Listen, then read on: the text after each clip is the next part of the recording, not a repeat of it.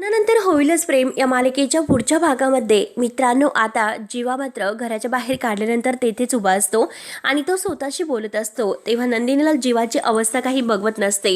तेव्हा शारदा मात्र नंदिनीला समजावते की हे बघ अगं तू त्यांच्या सोबत नाही म्हणून तू सोबत असल्याचा त्यांना भास होतोय आणि ते स्वतःशीच बडबड करत आहेत। हे बघ जर असं झालं तर त्यांच्या डोक्यावर नक्की परिणाम होईल। तेव्हा आता नंदिनी खूपच घाबरते आणि जीवाकडे बघत असते। त्यानंतर आता इकडे पार्थ मात्र काव्याचं स्केच आहे तर ते बघत असतो आणि आता तो स्वतः ते स्केचकडे अगदी प्रेमाने हात फिरवत म्हणतो, जे काही झालेलं आहे त्याबद्दल तुम्हाला कोणीही काही बोलले तरी सुद्धा मला ते नाही आवडणार। त्यानंतर आता इकडे वसुआत्या रम्याला घाबरतच म्हणते की अगं त्या काव्याला जर संशय आला आणि तिने जर आपल्याकडे हे सर्व पाहिले जे काही इतके डॉट आहे तर ते जोडले गेले तर म्हणून त्यांनी पूर्ण सगळे काही फोटो वगैरे आहे तर ते एका मोठ्या बॅगमध्ये भरलेले असतात आणि तेवढ्यात काव्या दरवाजा उघडून आत येते आणि ते फोटो वगैरे सगळं काही त्या बॅगमध्ये बघते। आता वसुआत्या आणि रम्या खूपच घाबरतात आणि काव्य त्यांच्याकडे रागाने बघत असते। तर मित्रांनो पुढे काय होतं हे बघण्यासाठी आपल्या चॅनलला नक्की सबस्क्राईब करत राहा। धन्यवाद।